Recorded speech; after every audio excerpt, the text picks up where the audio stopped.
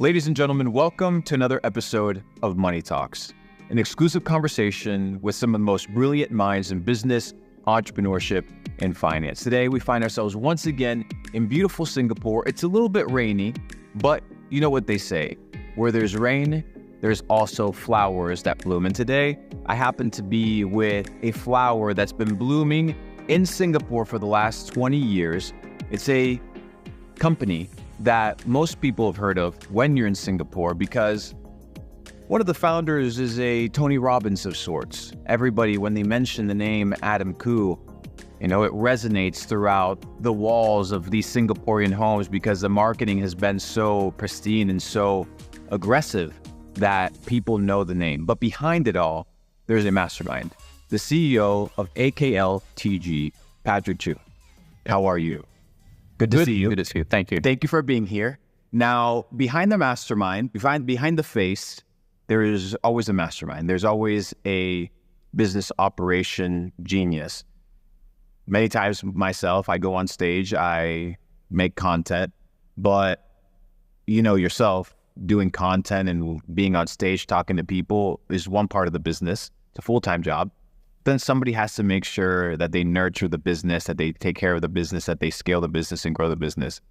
Inside the Adam Khoo Learning Technologies Group, you're the mastermind. You're the person behind the business operations and making sure that the business is running successfully. It's a multi-8-figure-year business that's been around for how long? 21 years this year. 21 years. So something that you mentioned to me when we were backstage, you said, growth is important, but what's more important is longevity and consistency.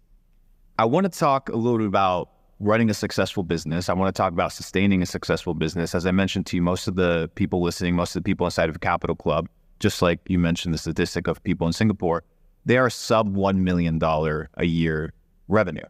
So I really want to talk about the business principles of breaking through that glass ceiling of 100K to $1 million and what it takes and what infrastructure is necessary to get there. But before we get into that, I want to talk about how you and Adam Khoo came into your partnership to build this learning company, to build this education company that now is broken down to multiple subsidiaries. Sure. Okay, first of all, I just want to say that I'm not going to claim full credit to be the true mastermind. I can't give you the full credit. Yeah. But at some part there is that partnership. No. So I think in a way, because I've not been very heavily involved in operational work, that allows me more time to think about the business from the very beginning. All right. And I think I definitely can't take the credit because I think Adam and me at the very beginning, we were always thinking about the business. All right. So I may have ideas, he may have ideas, but when we put together, I think in the end, at the very beginning, I was the one executing it. Today, I think the people in our business, the people that have been running the business have been around for, I think, 19 years, the most two senior guys. They are the ones planning. They are the mastermind now. I'm just a guy who, signs the checks and make sure. You don't even sign checks these days. Yeah, I'm the guys that basically make the payments and approve the strategies that they have put in place. All right. So I think in a way the company it's not just me as the mastermind or Adam. There are technically quite a number of sub-masterminds planning within their business, strategizing, and then only for me to look into it. But of course, we didn't come, this way, at the very beginning. I think when we first started, I think I knew Adam from NUS, National University of Singapore. We were doing our business degrees. And on our second year of business, where we're taking the same marketing module, he sort of approached me and said, why don't we start a business? So there were 5 of us, a mobile disco business. And we provide entertainment, all right, where I was we did parties and stuff like that. We own our own sound system, lights and stuff like that. And Adam was a DJ, all right. And then and back then we used CDs to play music and stuff like that. What was your job? Operational. Good. So it was always like that. And then there were 5 of us. And then when we left university, I thought I worked for Singapore Press Holdings for 2 years. And then he came back to me and say, why don't we start something? And we started with some money to start an events business. There were just the two of us, and then we had another third guy, Zach, coming in, and then we started this events business. After 2 years, all right, and all throughout this period, Adam was a silent partner, all right, because he was doing training. So technically, Adam has never worked for anyone in his entire life. So he started becoming a freelance trader. He worked for, he basically do training, his own business technically, and then only because we felt that it was very hard to predict our revenues as an events business, because we were, always subjected to the mercy of our clients who one day will say that, you guys have been doing it with us for the last 2 years, but you know what? My boss asked me to look for an alternative events supplier and stuff like that. So, that we're always at the mercy. So we wanted to create a business where we were able to forecast and predict revenue. And since Adam was doing training, we said, why don't we start something else?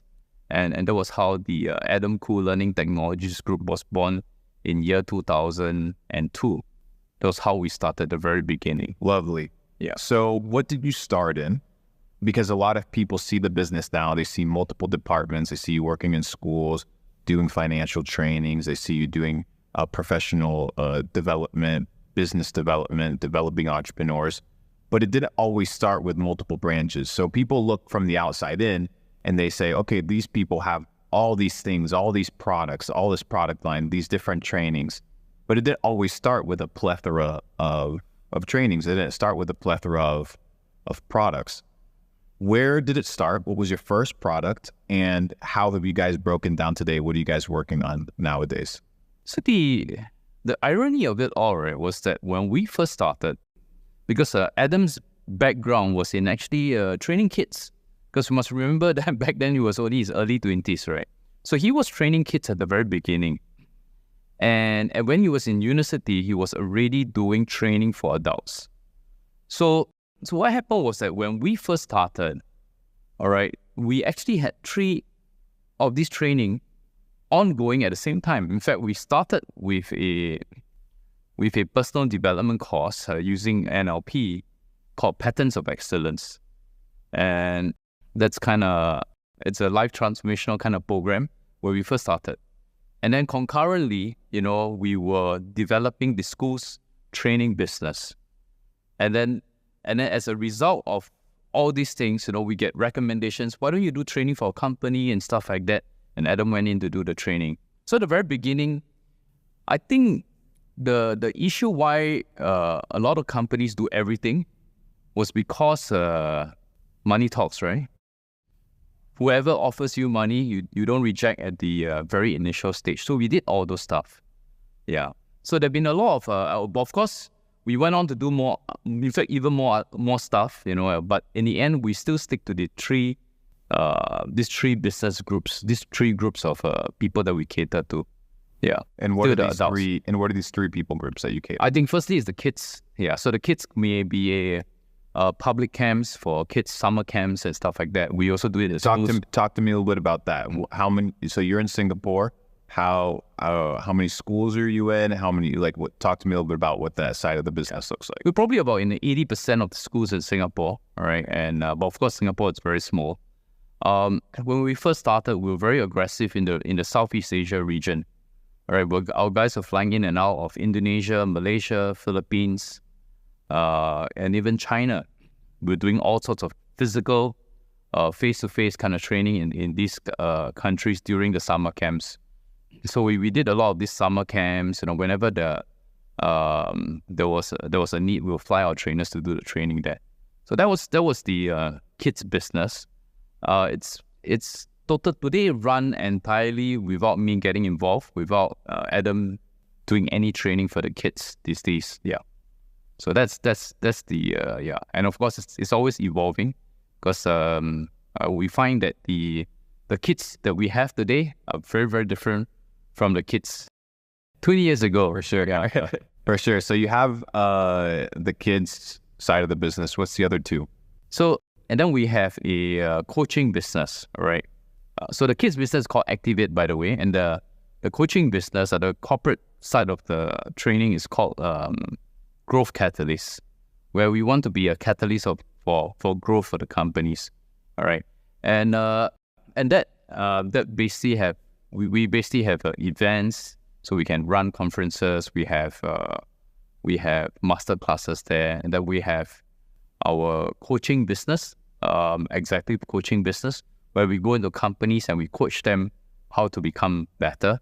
We use a scaling up methodology that we partner with this company called Gazelles in the US, and then we also have a management consultancy kind of business where it's mainly for Singapore companies. Yeah. What's the third brand? And then the third branch, of course, is our Piranha Profits business. Today, I would say that this business has been the most successful business within our portfolio, our portfolio of businesses. Piranha Profits has been the most successful only because, right, we're able to reach out to the rest of the world, all right, from an online perspective. So in fact, the best years were during our pandemic years, where people had nothing much to do at home and they were tuning into our videos on YouTube. They were watching Adam on Facebook and stuff like that. So that is the major part of our business. So that today. Part of the business is digital. Yes. In fact, it is still fully digital. We have not gone back to any face-to-face physical kind of training. Yeah. Amazing. So here you have the face of the business, right? Going out, being on the advertisements, doing the speaking engagements, interacting with schools, interacting with corporate entities. But here you are in the back end, and the focus of the Money Talk today is how to run a successful business from the operational standpoint, which is where you've been able to master your craft. There's a lot of people listening. They're the sub-$1 million a year revenue kind of ecosystem. What are the essential ingredients? You named, the business kind of being divided into 3 pillars per se that are important. One of them being cash flow. You mentioned a couple other. What are the 3 essential ingredients to run a successful business, and how do you break through that glass ceiling to get to the next level? Yeah. So I think statistically, right, in many countries, you'll find a lot of, I would say 80% to 85% of businesses, right, are below $1 million. All right. And the only reason why not many people have crossed that mark is because they either don't have the ability, the capability, or the resources to do that. All right. And there are basically three areas that in a survey that I read 20 years ago, which I think that is still valid today. The first thing is it's all about marketing, branding, selling, the ability to sell yourself, right? You find that a lot of companies they may have the best products in the world, they have the best people, but they don't know how to market, they don't know how to sell their stuff, all right? They don't know how to brand themselves. That creates a major problem, all right? And then the second ingredient is, of course, people, all right? At least if you still have a good brand and, people buy from you, at least there are people, people are still buying from you. But if you don't have the good people to run it, and you always have a high turnover, that's going to create a lot of challenges for the business. So people is the second, all the human resource issues, culture, retention, recruitment, that whole entire space of HR. And of course, the third one, it's about cash flow. All right. I think a lot of people don't understand that cash flow is really like the blood in our system. It has got to flow. All right. If you don't watch your cash flow, you will burn out, you will die out before you ever become successful. Yes. Yeah. So I think these were the 3 ingredients, and all my entire life was focused on these 3 areas. So let's dive into each one of these 3 areas a little bit more specifically. The first one being marketing, branding, and the ability to put yourself out there. From a systems and operations standpoint, how does this become a priority, and how do you guys run this? So I think back then, before this space of internet marketing, started, right, there was what we call above the line and below the line marketing. And above the line was all about TV ads, newspaper advertisements, stuff like that. So we were very good at doing that. And then for a period of time, the younger ones actually caught up with the digital marketing, the internet marketing kind of stuff. We were a little bit slow to the game, to be frank. Yeah. But when we caught up, we became very good. And I realized that, of course, the most important thing is still about branding. All right. So there's a reason why we were called Adam Khoo Learning Technologies Group. It's a mouthful. 21 years ago, there was a guy that we chatted with whom we regarded very highly in terms of his intellect. And he was saying that most training companies is a one-man show. This guy, back then, that was 20 years ago, people carry, this trainer brings a rolling briefcase, suitcase, and then he just goes to this training. He does a training, and then he have an assistant by the side, and then he goes off. It's not a one-man show, right? So I think in order to scale it, right, we wanted someone, we wanted people to know who is Adam Khoo. So the first thing we did, right, was that when we went to every country, my job, was to, I'll tell the country manager or the head of that country, right, that your job is to make Adam Khoo famous. And then when we put the name Adam Khoo Learning Technologies Group, was, back then, I think Adam wrote his first book in his early 20s, if I'm not wrong, 21, 22. He wrote his first book. And then in a sense, books were being sold in bookstores, and then people know about his books and stuff like that. So he was a so-called a famous personality from the very beginning. So the more famous we made him, right, the more branding, the kind of recognition that we get. Yeah. So we wanted to be a top mind recall for all the respective areas when they were thinking of sending their staff, sending their kids, or they themselves going for personal development training. So we wanted to resolve that marketing, that branding from the very beginning. And you must remember that in those days, we didn't have the internet to pre-internet days. Yeah, those are the pre-internet days, right? Today, well, I would say that majority of the business is done online. I mean, in terms of marketing and branding, you find all the energy channeled there. I make sure that our guys are trained and, up to speed on marketing. If there was a marketing event or stuff like that in the US, I would tell them, please go and learn. Anywhere in the world, if they need to, fly there and learn the best. Learn from the best in all these skill sets to hone the marketing mastery in their respective space. So marketing is like the bloodline of our business. You need marketing, like you said. You may have the best product in the world, but if nobody knows that you exist, then you might as well not exist at all. Correct. Yeah. Lovely. The second point, you talk about people. Yeah.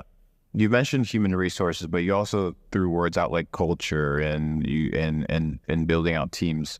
I want you to dive deep because, I was asking you, well, what do you do nowadays?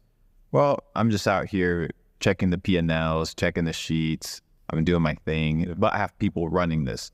That doesn't just happen by chance. You don't just find people and they just magically build your business. A lot of entrepreneurs think that they will just hire somebody and in 30 days, this person is going to be running their company for them, or they're going to be scaling their operations on their behalf.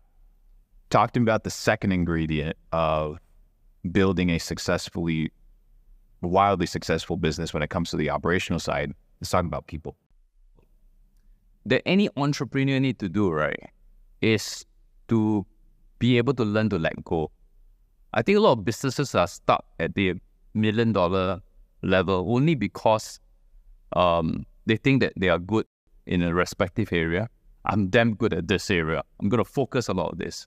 What they fail to recognize is that their strength will eventually become the weakness of the company because nobody else can do the rest of the work that the boss is doing.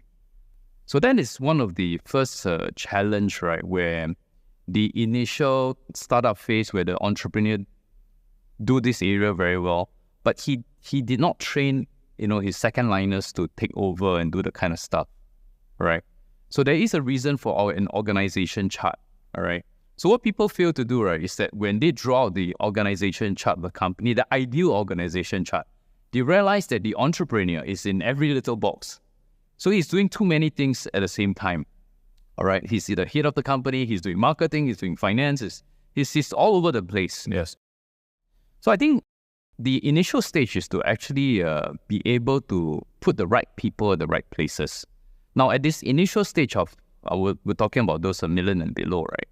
They would have a small team of people with them, all right? It's very family focused, all right? Now, just imagine this scenario, right? We're talking about pre-COVID days again, huh? Yeah. Okay, when the phone ring, if you have two people, it's either you ring, you take up the call, I take up the call, right? Yes. Now, when you progress to a stage where you have 7, 8 people in the room and the phone rings, I look at you, you look at me, and there's nobody to pick up the phone because I assume you do it. You assume that this guy would do it, stuff like that. All right. Now, when you have 20, 30 people, back then we were saying, right, you need a system to do it. All right. But today, with technology, this is not an issue. All right. Or this may still be an issue because when a customer inquiry comes in, all right, who handles the customer inquiries and stuff like that? So I think job roles has to be very defined.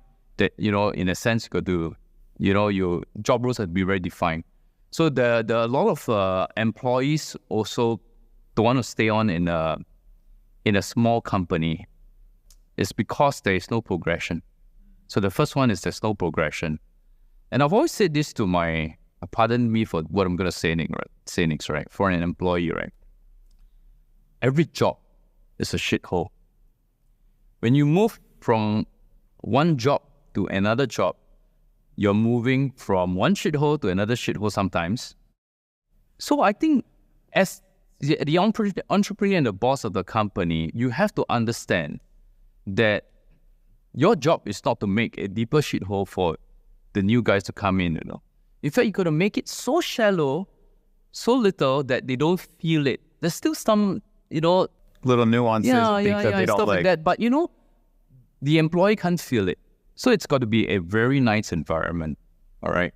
So when I first so-called even decide the office venue, right, I wanted it to be near a train station where transportation is good and stuff like that, where it's convenient for people to go, all right? So we wanted this little things, all right? A lot of employee empowerment in our business. So my colleagues, they're very empowered. They take ownership in the work that they do. They take a lot of pride in what they do. All right. And I think from the very initial stage for the small business owners is to start identifying the future leaders of their company.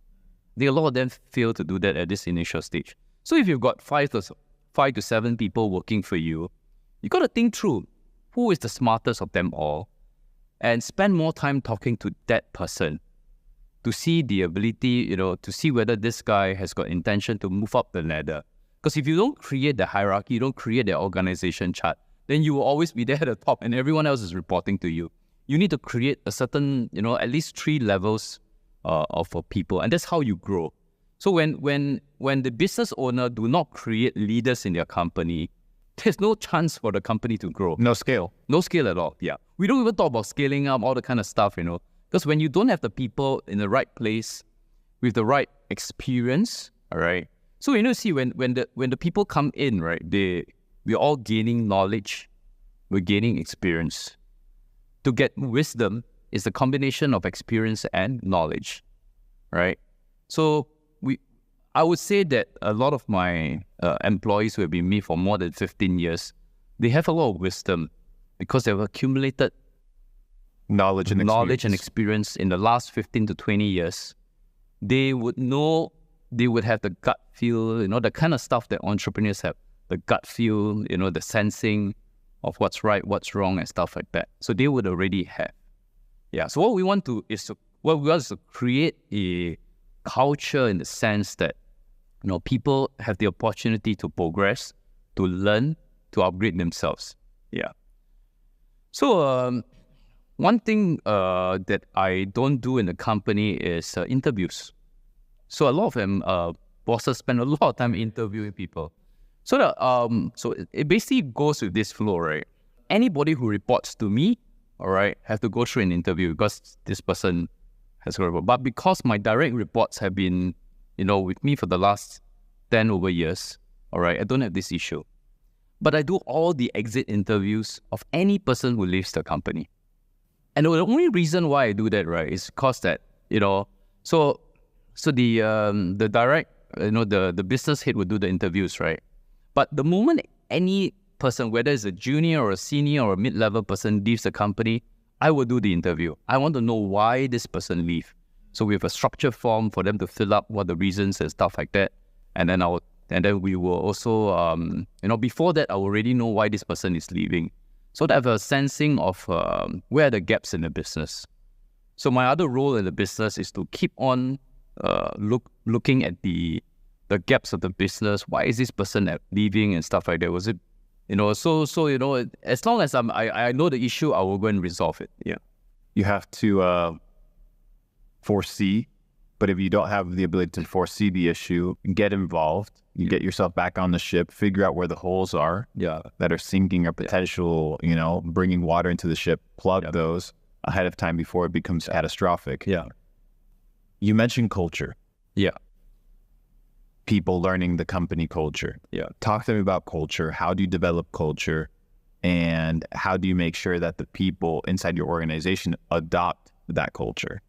We are not a company that go around there emphasizing that, these are our 10 values that we follow, stuff like that. We're not the kind of, so I think that we have a culture of, I would say, doing your best in a sense. That was really agreeing in the very early stage, right?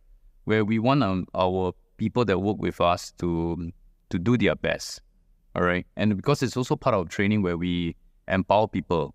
Doing your best is very important because we need to know that what is your level, right? There are some who can only do this, some who can do more, and of course those who can do more gets promoted, and and all the benefits that come associated with that promotion. So I think when everyone do their best, right, that you create a business where people put their heart into it. So the ownership come, along the way. We want to create a culture of performance, ownership, in a sense. Yeah. And we do have a, what is interesting for us also, right, is that every year, since 20 years ago when we started, right, we actually do what we call, nowadays they call it the town hall meetings, right? But back then we were doing what we call this annual general meeting, right? We actually tell the employees, right, the staff, how much we made or lost the previous year. It was full transparency of financial information for the employees from the very beginning. Yeah, that's how we do it. Yeah, and there were years when we didn't make money or we lost money, and people left, but then there were people who stayed on. All right. So today I would say that we have the strongest people that are in the business because they have gone through, I would say, the thick and thins with us along the last 2 decades. So you have people. Yeah. As a second pillar. Yeah. The third pillar, you mentioned cash flow. Yeah. I want to dive deep into this because, let's say there's somebody listening, they do $100,000 a month with an e-commerce store. They have their little Shopify store, the Stripe payments come in. They feel like they're making money. Yeah. Right? They feel because they see it on a dashboard, but that's not necessarily the case. True. Talk to me about cash flow. How do you manage cash flow? And what are some systems that you utilize to ensure that you can predict ahead of time the run rate that your company has, or that you're actually making money as opposed to just clocking in nice numbers? Yeah. So I think I had the benefit of learning from a mentor, this guy called Alan Mills, sorry, and he said this to us, said, revenue is vanity, profits is sanity, cash is king. All right. So at the very beginning stage of a business, it is very, very common, for an entrepreneur to push for revenue. You push for sales, you want to get the money in, you think that's about making money. All right. And the first thing that I realized a lot of entrepreneurs don't do is to keep their accounts properly. All right, that's the first. All right, so because it's and then it becomes messy. So I think it's important to have accurate accounts and timely accounts, but it's very difficult to have both. So I think from before we even talk about cash flow, is to first ask yourself, do you have a proper system in your company to track how your cash is moving from collection from the customer into the bank account, or it could be nowadays it's a Stripe account, a PayPal account, before it goes into your bank account, because anything on Stripe and PayPal is still not yours, right, until it moves over to your bank account. And then from this bank account, how money is being transferred out, paid out to your suppliers, to your subcontractors, and to your employees, to yourself, and stuff like that. All right. So talking about the example of this guy who does a $100,000 per month business, right? My recommendation to that guy, in fact, to any business owner, is to have at least a weekly cash flow plan. Now, if you understand Google Sheets and Excel, all right, on the first column, it's a description of the item. The second column is this week. The third column is the following week and the following weeks. So you have 12 weeks. And then the top of the rows, right, we're talking about all the income sources coming in. So you would have your Stripe, your PayPal, your wires coming in. And then the second one is all the what we call the expenses going out. So on a week by week basis, you should know what's the money coming in and what's the cash going out. It has to be. And then so for example, right, for me, right, every Friday of the week, my finance manager, all right, will actually report to me this information of this weekly cash flow that tracks the incoming and the outgoing of the cash. All right. And that's just only my operational accounts. That means it shows exactly the money that I need. So for example, in week 5, there is a negative cash flow. That means technically I'll run out of money, all right, of maybe $20,000. All right. I would tell the accountant to say that let's make this 20,000 negative to be positive. How do I do that? I can chase money earlier so that the money is supposed to come in from the right side of the column to come to the left side. Or I can delay my payments from the left side to the right side so that every week I see a positive number at the end of it. So for example, you have a supplier payment. Yes. Or you have to pay for a venue. Yes. You would delay, right, that payout or that payment to make sure that every single week you're net positive. Yeah. And you would just have a rollover. Correct. Yeah. So I think, and then of course, so you're gamifying the entire experience. Yes. You're gamifying it in a way whereby the objective is to be profitable, and then you have your profit targets. Yeah. And you're just rolling it over if you end up being negative. But how do you do it in a way that is transparent? How do you kind of maintain that account, making sure that if you do have like a due balance and you're just rolling it over through payments? And because a lot of suppliers will be like, well, I need 100% of the payment right now. Okay, so for those suppliers, where you don't really have a relationship and they need 100%, and so they all have a reporting system back to accounts, right? Remember I said that if you have a good account system, your accountant would know, right, okay, this supplier, I can delay payment. Some will require 100% down payment. I'll put it into the respective weeks. In fact, I'll write down, I put a note in the cell, says supplier request, a little note, right? Full payment, so this is the amount. And then, in fact, once you key everything into the expense part, when you key into the expense, you know that every week this amount of cash flow is going out, including your salaries, all right? And then the rental payments. So everything it's all there. So if, and my week starts on a Monday, to be exact, Monday, all right? So if that week has got rental, it's a fix there. So I'll just copy and paste in that first. So the first of the month, for every month, you already know that you have 12 rental payments due at the beginning of every month. I'll just key in for the next 12,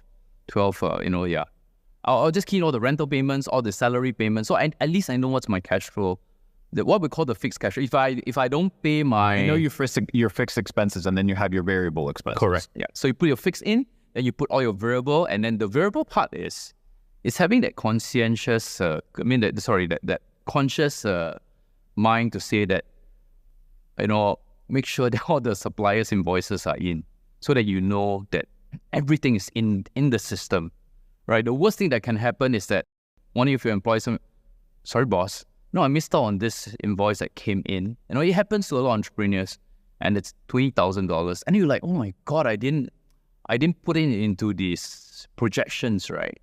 Yeah, so I think you need to have that system where everyone, receives an invoice, hands it over, stuff like that. Yeah. So I think in that sense, this thing has to be tracked properly. And then once you have this system in place, and trust me, I've taught many entrepreneurs on the they've had many good nights sleep after implementing a simple system like that. Yeah. Because a lot of entrepreneurs, especially from that 0 to 1 stage, they're trying to break that million. It's all mental models. Yes, very. Oh, well, I have this amount of money. I'm spending this amount of money, and this is the difference. There's no peace of mind, like you mentioned.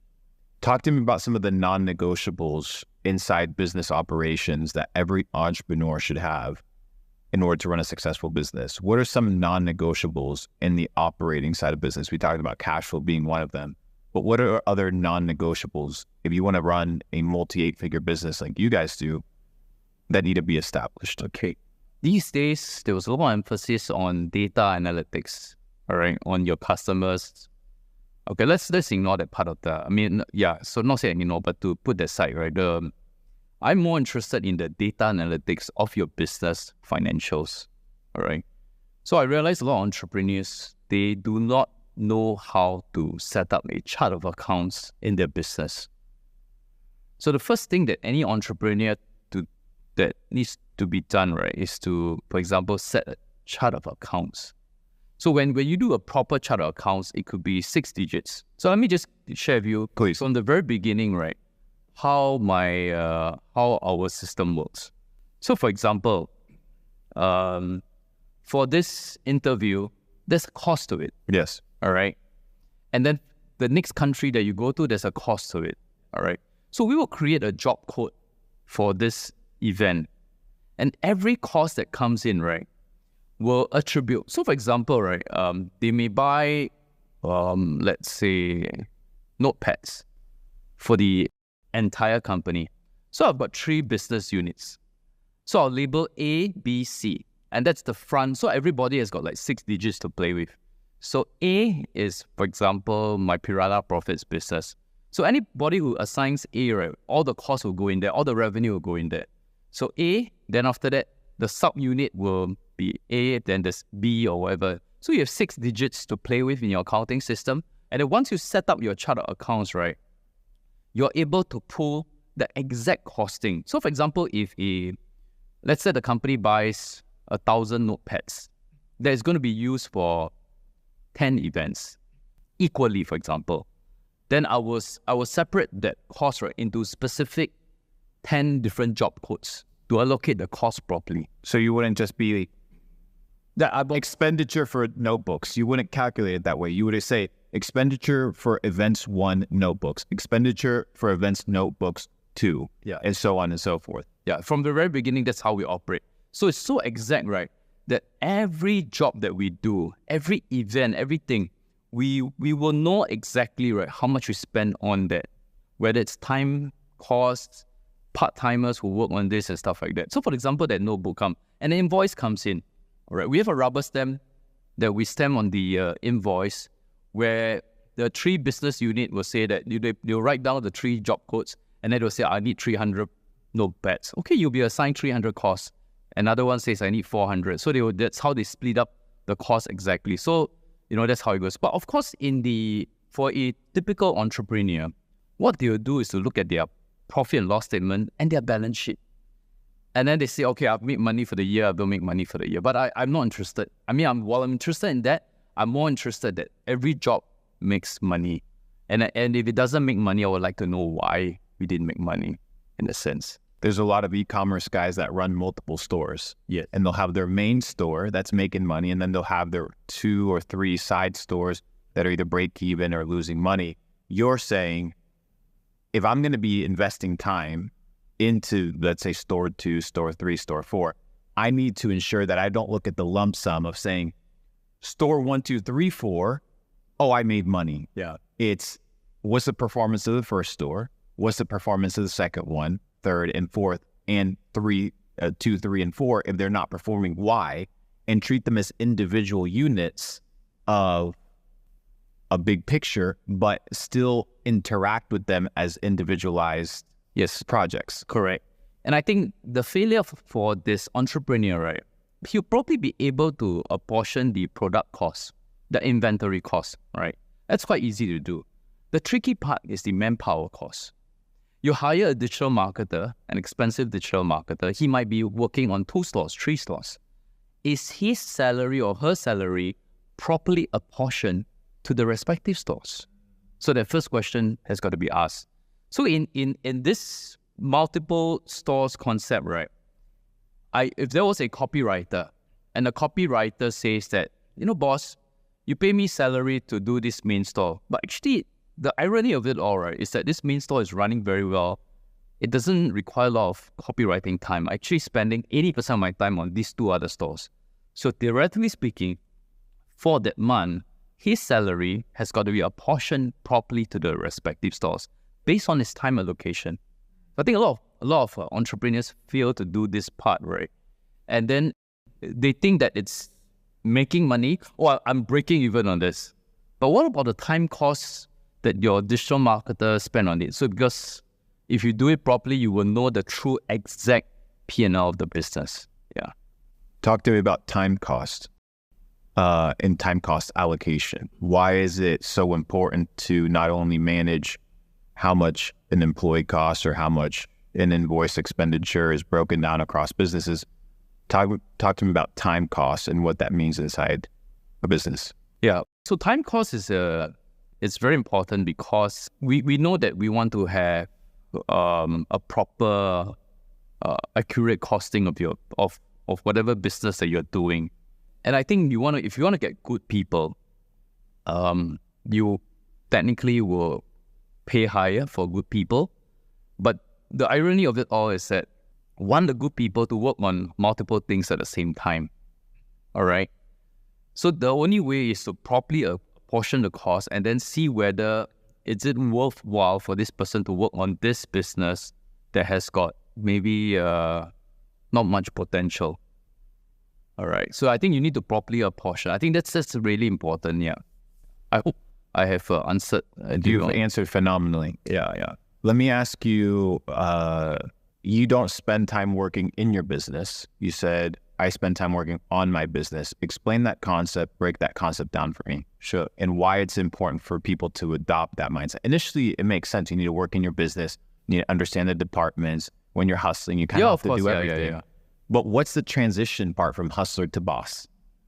The only meeting that I really need to be around these days, it's my weekly huddle with my management team. That's all.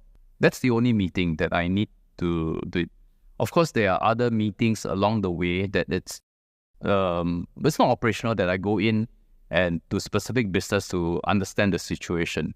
All right. But if anything, that meeting that I go in, right, I'm still serving in the military. All right. Yeah, by the way. Yeah. So on the reservist. A nice haircut. Yeah, no. Yeah. So I've always have to have a short haircut.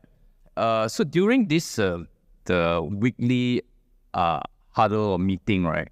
It's actually from half an hour to an hour. All right. And all the business heads will report 4 areas.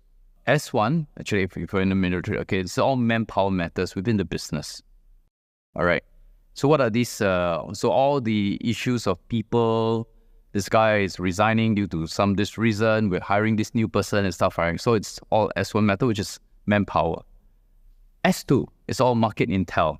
All right. So the business head will say, okay, this week we did an intel on some other competitors, what is happening out there in the market. It may not be competitors. It may be the industry. What's the latest news and stuff like that. And then S3 in war, S3 is about operations, fighting the war. But for us, S3 is about business development. So all the business development activities are reported during this stage. And S4 is always been logistics. All right. So all logistics and operational matters within the business unit is reported during this part.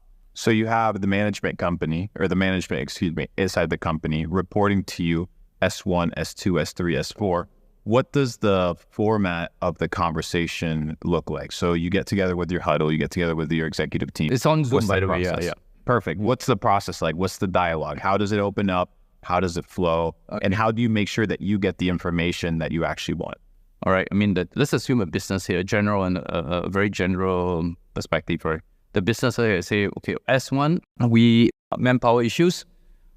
We have David, who is thinking of resigning for this variety of reasons and stuff like that. I'll be following him on this case and stuff like that. All right. I may interject at this point to say that, I just had a chat with David. Yeah, his wife has been giving him, there are some challenges and stuff like that. It's very personal, right? So I think we may need to give him time to resolve some of these issues or stuff like that. So it can be down to that kind of nitty-gritty, And then market intel, when they report to me, this competitor has lowered the price of their product, then I will say that, what do you think is the effect? So there's sometimes some conversation ongoing with them. Of course, the other business heads will just listen, there's nothing much. And so this whole process can be done in 10 minutes or so. How do you ensure that they come prepared to the meeting? Because I'm sure there's been situations whereby the management team doesn't come prepared. How do you communicate the process? The only thing, when I continue probing with questions, and I realize that that I can't get the answers that I want, I will say that let's have a conversation on this specific topic next week or after the Zoom has ended. So you'll take it to personal. See, remember a management meeting. I don't know. Do you like those 6 hours, 4 hours kind of meetings? 3 hours? No, right? Yeah. So I run away from them. Yeah. So my phone battery dies. So if the reality is that, right? No, the worst thing that can happen is you make your employees sit through a 4-hour, 3-hour meeting. Yeah. You may enjoy it, but trust me, I don't think many of your guys would like that kind of feeling. So want to resolve that meeting, because in that kind of meetings, right, you realize that you keep on asking questions and trying to solve and stuff like that. But then the other people in the management team said, that's none of my stuff, So what we want to do is to get the ideas first, get the updates, and then we say, let's carry this offline. So that we can conduct a meeting in less than an hour. That's the final outcome. To not be bothering the rest of the team, and then you individualize that as well. Correct. So anything else can be carried forward to after the meeting, or if not next week, to schedule a meeting. So that's why I say that meeting is very important for me, so that to understand the ground situation. All right, what's happening, and then if I need to resolve or be involved, the following week we can take action on it. Let's say a deliverable doesn't take place. Let's say we have a KPI of, we have 100,000 in expenditure and our projected revenue is 200,000. Week 1 it takes place, or month 1 it happens, month 2 it happens, but month 3 it doesn't happen. Month 4 it doesn't happen. Something isn't working. It's not the KPI, because clearly the KPI is fine because it's proven to have worked. It's something to do with the workforce. It has something to do with the people. How do you address lack of performance inside the organization to ensure that you have the peace of mind to step back? Yeah. So I think the first thing is we need to understand the context of it. All right. So during the COVID was really boom years. It's a boom period for us. All right. Now post COVID, we were not getting. I think the online scene across the world. I mean, look at all the tech companies, right? So now they're not getting the same kind of response they got during the COVID period. Let's understand. So I think firstly is to be understanding in the sense that did they do their best in that respective areas, and actually we are actually forecasting that, you know. So for example, right, we will do a budget, but every 3 months we actually do a forecast again based on the last quarter performance. So it's not always about going up. Sometimes we actually forecast, look, I think the macroeconomic situation does not allow us to forecast a growth again, although it's possible. But I'm saying that, you know, if due to certain circumstances, we may need to revise the forecast now. A lot of times, right, why people don't meet budget is because they set too high a budget, and then they realize that, you know, it's way above what is possible for the system. Yeah. So I think it's to create a system where it doesn't become too discouraging for the employees, where they feel that, oh my God, my boss set me gave me such a high goal that I can't even achieve. Yeah. Let's say the goal is achievable, right? Because it's been done before. Let's say it has nothing to do with the revenue models. Let's say it simply has to do with performance. Example, you have your video team, right? They're supposed to do 10 videos in a week. Yeah. What happens if they only do 6 videos? How do you address that situation when you know the prior 3 weeks they have accomplished 10 videos? How do you interact with low performance? Okay. Yeah. So I think for low performance, I will normally leave it to the division, the heads of the business respective unit to look at it. So I think it starts off with these issues have to be highlighted during the weekly meetings. All right, that it becomes a concern for this respective business head that this guy is not really performing. Now, when it brings up again on the second, 2 weeks later, bring up the same topic again, we know that this guy has an issue. Then we will start to address it. Now, for employees who have attitude issues, performance issues, we actually send a warning letter to the employee, actually, to say that, you know, we will actually put down. I think we have a system where we send out a first warning, and then sometimes we are very empathetic. We will send a second warning, and if you do not perform or you cannot make it, you know, we will actually terminate the person. But that's like the last resort, because it's so hard to hire these days. We want to make sure that people put in their best, and then if it doesn't happen due to, I would say, factors that are beyond our control, we will never fault them. Yeah, it's a balance of expectation management. Yeah, from yourself. It's a balance of understanding that there's cause and effect outside of your control that are part of variables, but then it's also being empathetic with the person, of course, and having that idea of knowing why the lack of performance is taking place. Does it ever happen, or are you rigorous about, let's say your weekly team meeting is on Monday. A lot of people don't have the structure of management. So it's the heads, the management, and then the staff. A lot of people is just two-tiered. They don't have that management level right now. Let's say something breaks on a Wednesday. Do people wait until Monday again or for the weekly meeting again? Or how does a CEO or somebody that runs a company, if there's urgency, do they wait it out for the next team meeting? Or how do you address, I need to get on a call? No. How does that work? The moment there's an emergency, I'll be notified of it. And my assumption is that the guys are already working on it. That's a simple thing in a company, all right? When there's a problem, they would have to start working on it. And if the problem requires my attention to make a decision, all right? So the job of the owner is to make decisions, right?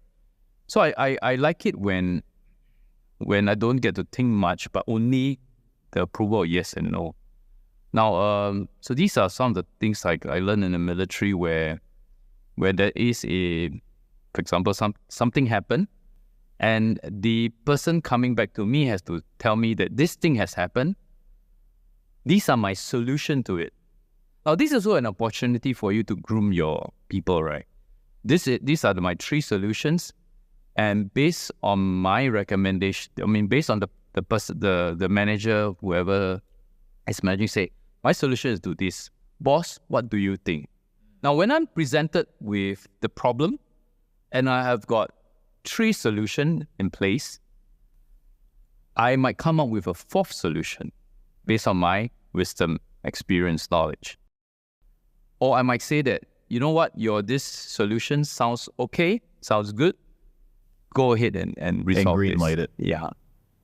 So I think we have to train people in the sense that the staff comes back with you with the problem and that 2-3 solutions. Yes. Yeah. Instead of boss, we have a problem. That happens all the time, and it happens within my organization. I'll have a team member come to me and be like, "Hey, this thing is breaking. Okay, what are you going to do about it?" Yeah. So what are your solutions to the problem? Yeah. Do not approach me with problems unless you've creatively sat down, because many times they're not problems. They're simply challenges that you have to sit down and think through. You may agree with me, nowadays, a lot of people don't think, right? They don't sit down and think. So I agree with you, creating a culture whereby people are kind of incubated into an operating system where they need to think about solutions to the difficulties, not just, oh, hey, boss, here's the problem, what should I do? Is intelligent. And many times, those problems that they thought that they were going to bring to you, they end up not bringing it to you because they've gone through the mental process of finding the solution on their behalf. Not only that, but you're also empowering them when they bring a viable solution to be like, good job, you found the good solution. So that boosts morale as well. Yeah. So the other thing, I also look at problems, right? This is how I see a problem in the company. Can it be solved using time? So you know that some problems, right? You realize that you need time to resolve it. All right. So for me, it's a very simple formula. It's either time or money, or money and time. 3. So for example, a particular problem is presented to me and I say that, whatever we do, right, we just need time to wait out this issue and see what happens before we make a decision. The easiest problem to solve, right, is when they present to me and I say, okay, so if I pay $200 for it, I'll solve the problem. Let's pay the $200 for it and clear it. That's money. But the worst kind of problem is when you need to spend money and then you need time to work it out. Yeah. So I always look at problems from this perspective. How do you mitigate from getting to the 3rd section, if possible? In today's world, I think we can't run away from the fact that you may have to invest some money, put some money down, and then wait for the time effect. And then say that, at that point of time to cut your loss if things don't work out. I think that's how I see it. If in fact, one of some of my mistakes I've made, right, is to even, know that it requires money and time. I let the time drag and I put more money in. It's like when you run multiple stores, right? The same thing. And then you say that, this product seems to be working, but, I'm passionate about it. I put in more money, more time. And then after that, but the data is coming back, it's showing that, it's not working, just close the business or close the idea, things like that. Yes, it makes sense. Sometimes you have to just turn off the faucet before it drains all the liquidity. Yes. Wrapping up. Yeah. I want to talk about non-negotiable business principles and business practices that you have found massive success in. So when running a multi-8-figure year organization, what are some non-negotiable habits or processes that you have found to be foundational to your success? First of all, the trust in my business partner, not betraying me, not, putting the company at first. So trust in my business partners, trust in my direct reports, and then they having their own trust, having the trust of, it's both ways, right? Trust both ways, all right, in that sense. So when someone say that I will get this done, there is trust on both sides, in that sense. So when there is trust in the people, and you build a good business, then you have your customers trusting your brand. So I think trust has been a very important element of our business. So trust is non-negotiable to running a successful business. What is another non-negotiable more on the operational side that we talked about? Managing your cash flow. We talked about making sure your P&Ls and that you split up accordingly to your expenditures and your profits. What is another non-negotiable for a successful business on the operational side of the paradigm? When you're running the system, actually, most of the time, we got the SOPs running and things like that. Everything is comfort zone. You're in a comfort zone. I think when we've already reached this stage where things are running smoothly, right? I think the thing that's you cannot be complacent. If anything, complacency cannot happen in the business. The moment you are complacent, you are you feel that I've done it. I feel that's the end. There's always this continuous improvement kind of mindset is that you have to put in place. So complacency cannot happen, must not happen in any aspect. The next challenge will come again, because of that complacency. Talk to me about SOPs. You mentioned that. Yeah. Talk to me about the importance of establishing SOPs and how do you establish SOPs? So something happens in your business that requires an SOP. How do you determine that it requires an SOP? And how do you go about establishing an SOP and then refining the SOP to make sure that it's actually a good SOP for people to follow? Okay. So I think it first starts off with when you're faced with a challenge on an issue in the business, all right? And SOPs are mainly meant for operational flow, right? And when you have that, I think the first thing is to understand the SOPs are in place. Now, I realize in a lot of companies, SOPs are written in thick manuals, all right? But you realize that, again, the employee does not always look back at that manual. And nobody does that actually, I think so. Nobody. Right? Yeah. You can have everything written down. So I think a lot of the SOPs actually, unfortunately, it's by memory. It's by repetitive work. You've done this and the thing and stuff like that. So I think if anything, it's a lot of things I like to have is checklist.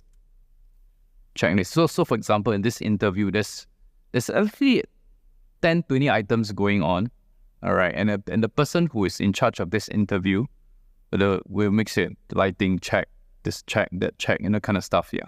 So I think we are very event based, right? In interview stuff like that is something that we do. So that checklist is very important. Create that checklist, and then ticking them off before the event and actually on the event and stuff like that. So I think these are I would say minor SOPs. So I think the only time when things screw up and it happens, I want to go in and dig in and find out what was missing, and then say, okay, next time we'll do this. And again, you realize you do not go back to the manual and add in, do this part, stuff like that. So a lot of it is memory in that sense. Ignore the 50-page book of just formalities. People operate off of checklists and task lists. Yes, checklist does it. And once you have a task that needs to be performed, break that down to a set of ingredients that'll put together the end formula and the end result. And then through repetition, yes, you can have the checklist as a validator of your work, or, hey, if I forgot something, but through repetition, through experience, and through knowledge, you will gain wisdom and become a valuable and efficient business owner and be able to empower your team to continue growing. That's true. Yeah. Final question. Sure. Last 21 years, what is the single greatest lesson that you've learned in entrepreneurship? That as an entrepreneur, I don't want to create a job for myself in a sense. My greatest part about being an entrepreneur is that I'm able to lead my ideal lifestyle, and in so doing, helping my own direct reports and hopefully their own direct reports to lead their ideal lifestyles. Yeah, in that sense. Yeah. So the greatest joy, is that the greatest part of it, right? Yeah. So it's to see the people that in the company growing with us, all right, and progressing and being happy with them. Yeah. So we be happy lah. I think in that sense, that's how we get the people to stay on in the company for so long. Yeah. It's so interesting because many times we end up being in a situation where when you start entrepreneurship or you start this path of business, you're like, my goal isn't to become a multimillionaire. My goal is just to be free from my 9 to 5. But many times we end up putting ourselves back into the 9 to 5 Precisely, because we lose focus of that main objective. Yeah. So don't lose focus as to why you started. Focus on not giving yourself a job and do something that you love. Yeah, correct. Mr. Patrick, thank you so much for the time. Thank you. It's been a pleasure having you. Thank you so much for the Money Talk. Yeah. Ladies and gentlemen, that was another episode of Money Talks, an exclusive conversation with some of the most brilliant minds in business, entrepreneurship, and finance. Remember, it's not just about making money. It's about building a sustainable, scalable business through systems, operations, procedures, checklists, task lists, and understanding that if you want to manage a business long-term, it requires consistency and it requires sustainability throughout challenges and tribulations. Hopefully you guys were able to unlock some data sets just as much as I was, and I'll see you guys on the next one.